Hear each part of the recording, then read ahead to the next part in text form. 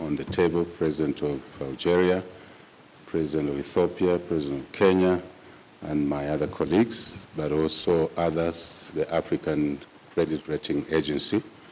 I do remember standing here and deliberated on a number of issues, but that helps to redress this imbalance that has been going on. We moved on to Paris later in the year, and we had a specific session there and walk the talk that we will realize the long-term capital, but talk about short-term capital. It's crippling. Few things are equal, ceteris paribus, other things being equal, and that variable called the cost of capital is too high. Compare that project on our continent with other. It is clear that one of the, I think we need to deal with it. African Credit Rating Agency is correct. So we're going to address that. My sister. How are you? Fine, how are you? Good to see you. I heard you came in this afternoon. Yes, I came in this afternoon. Welcome to our part of the world. Thank you Thank again. you. We were together in Nairobi just the other day. Yes. Hello. My Your Permanent Excellency, Secretary. good to you see would you know again. already. Hello. Yes, Director John. General of the Foreign Service. Okay. Of course. Hello, how are you? Yes. Very good. good. Please. Damilola. So now you have two. It's so good to see you. Thank you very much, Mia. Thank How you is it very been? much. Everything is about with all the stuff we are grappling with. It's cooling down. We are trying to get off Somalia the corner. But we're doing our best. Hello, Mr. President. How are you? Yes. Yes. Thank you very much. I'm told you already. How are you? Nice to see you, Mr. Tu vas bien? Bien. Welcome. Thank you. Welcome, Chair.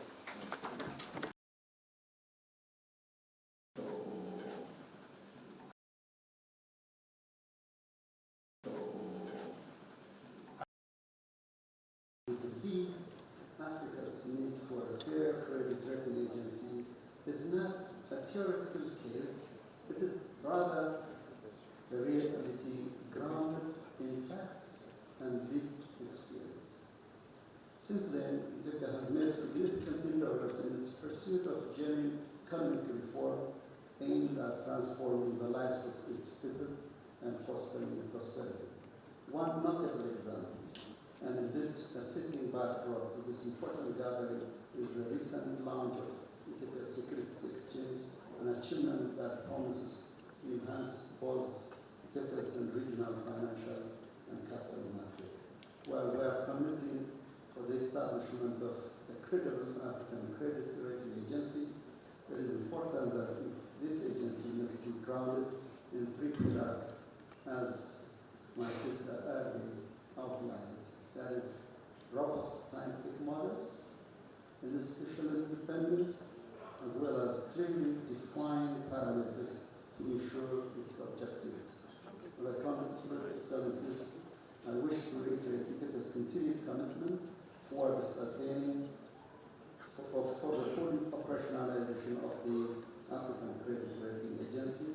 Welcome again, and I thank you.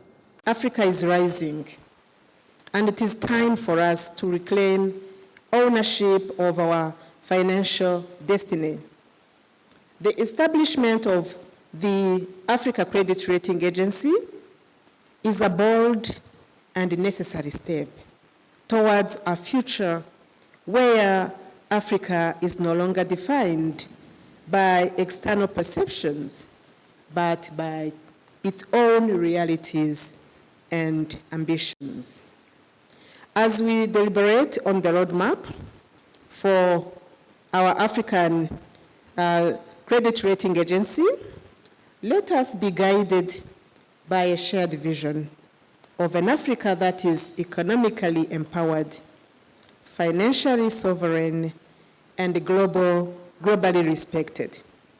Let this meeting mark the beginning of a new era, an era where Africa's creditworthiness is assessed by Africa, for Africa, and in the best interest of. Global credit rating agencies have let us down. They continue to rely on very flawed models and outdated assumptions. And the whole system is also biased. The result is that they paint a very unfair picture of our economies, and this has devastating effects because it leads to distorted ratings of what the situation really is. And it also leads to exaggerated risk of our countries and our continent. And obviously, that leads to very high borrowing costs. The time has come to rewrite our history and reclaim our narrative and charge the African Renaissance forward. Esteemed colleagues, our urgent calling is to fulfill our duty to Africa's people and ensure that our continent takes its rightful place in shaping global progress in its full capacity and potential, both as a people and as countries. That is why we are gathered here today. Africa's economic potential is hamstrung by a financial system that misrepresents, distorts, and understates our reality. Global credit rating agencies have not only dealt a bad hand, they have also deliberately failed Africa.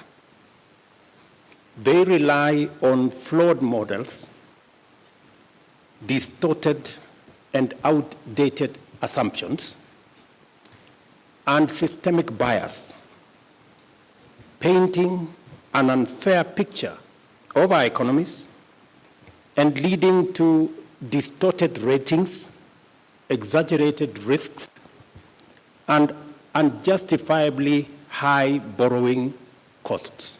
In a continent abundant with natural wealth, vast arable land, billions in diaspora remittances, and the world's largest carbon sinks, credit rating agencies have delivered 94% of all downgrades in the past decade, while arbitrarily designating only 2 African nations as investment grade. We must be bold and call this for what it is: a financial straitjacket imposed on Africa. A system that punishes our economies while rewarding others, even when the fundamentals are comparable, in some cases even better. Excellencies, the foundations of global finance are supposed to be anchored on principles of fairness, transparency, and merit. Yet, these principles are disregarded when it applies to Africa. Africa will no longer accept to be misjudged by scales that overlook our reality. The winds of change are blowing, and our march forward is as unstoppable as it is relentless. An African credit rating agency is not just an alternative. It is, in my opinion, an imperative. This agency must be globally credible and backed by rigorous, credible data and driven by high reporting standards. But more importantly, it must reflect Africa's reality correctly. We will not walk this journey alone. We will build alliances east, west, and north, grounded in shared values of dignity, equity, and progress. We will hold rating agencies to account and demand accurate standards. We will leverage the experience and expertise of Pan-African credit rating, strengthening their capabilities and expanding their reach. Research shows that a one-level improvement in Africa's average credit rating would unlock US $15 billion in additional funding. This alone would outstrip official development assistance and meet some of the critical aspects of Africa's infrastructure needs. The opportunity is within our grasp, and we must seize it. I want to emphasize that this agency will complement international credit rating agencies by filling in data and analytical gaps. In other words, it will do the heavy lifting that international rating agencies may lack the time, inclination, or capacity to undertake. I see the role of Africa credit rating agencies as one of demystifying and democratizing sovereign credit assessments. It must develop a methodology that is objective, transparent, and replicable, rooted in the rigor of science rather than the exclusivity of tradecraft. Let me commend the United Nations Development Programme and AfriCatalyst for stepping forward to support African nations in strengthening their credit worthiness. This is the kind of partnership that we need, rooted in action. I leave you with the words of African Development Bank President Akiwumi Adesina, and I quote, "The perception of risk is not the reality of risk. Wrong scales will always give wrong weights." End of quote. It is time for Africa to use the right scales, one that reflects its true weight. The African Credit Rating Agency will do just that. Thank you. We on this continent must be expansionary in mind, must not be driven by restrictions that question us when we are dreaming of bigger projects. And this is coming back to credit. This project is too big for Africa.